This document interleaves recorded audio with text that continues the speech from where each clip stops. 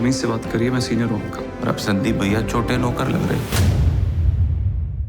उसके बाद लव वाली बात है, मेरे लड़के का सीडीआर निकलवा ले, मोबाइल उनके पास है। अगर लव करेगा तो फोन से तो बात करेगा।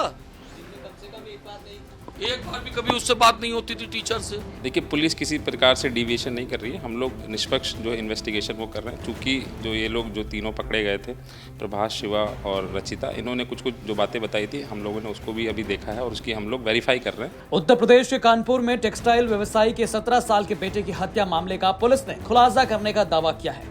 पुलिस के अनुसार 17 साल के कुशाग्र की हत्या उसकी ट्यूशन टीचर रचिता ने अपने बॉयफ्रेंड प्रभात और उसके दोस्त शिवा के साथ मिलकर की थी।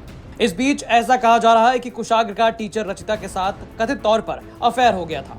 छात्र टीचर से मिलने उसके घर आता था, बस यही बात उसके मर्डर की वजह बन गई। हालांकि परिवार का इस आरोप पर कहना है, सारी चीजें क्लू उसी के ऊपर गए और बॉडी भी फिर उसके घर में बरामद हुई।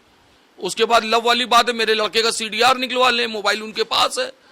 अगर लव करेगा तो फोन से तो बात करेगा। दिन में कम से कम एक बार भी कभी उससे बात नहीं होती थी टीचर से। वहीं कुशाग्र हत्याकांड की जांच कर रहे अधिकारी का साफ तौर पर कहना है, परिवार वालों का ये एक तरीके से आरोप है कि जो ये एंगल निकल के आ रहा है कि संबंध थे टीचर के साथ, उन्होंने इसको नकारा है कि किसी तरीके के संबंध नहीं थे।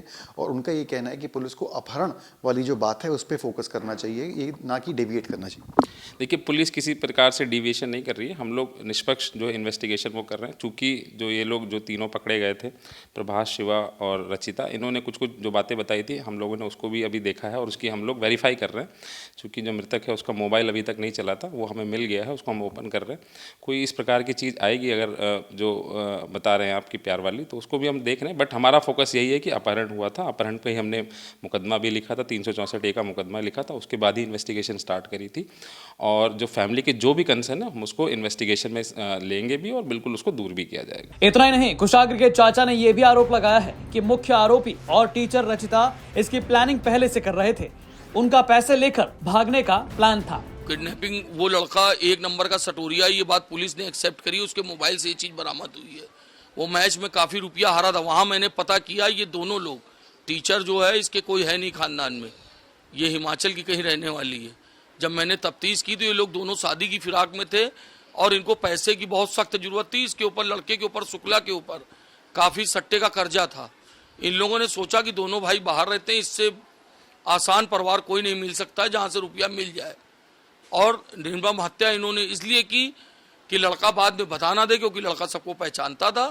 इन्होंने कहा, लेटर में इन्होंने लिखा, लेटर है हम लोग पास, कि आपको कल तक इंतजार करिए, त्यौहार खराब नहीं करना चाहते, जहां बताएं वहां रुपया पहुंचा दीजिएगा। इस पर भी पुलिस ने जांच से सामने आई बात पर कहा, देखिए, ये दोनों प्रभात और रचिता चूँकि काफ़ी दिनों से रिलेशनशिप में थे और इनको पैसे की ज़रूरत तो थी ही, तो ये बात भी समझ में आ रही है कि इन्होंने टिकट कराई थी, ये शहर छोड़ के जाना चाहते थे और इनको पैसे की ज़रूरत थी। हो सकता है कि इनको ये लगा कि इस घटना के बाद हम लोग अगर इसको अपहरण करेंगे तो शायद इनको कुछ पैसे में मिल जाए। बट चूँकि पुलिस ने तत्काल कार्रवाई करी और सभी लोगों को अरेस्ट कर लिया, तो ये लोग इस पूरे मिशन में फेल हो गए। कानपुर से सिमर चावला की रिपोर्ट, यूपी तक।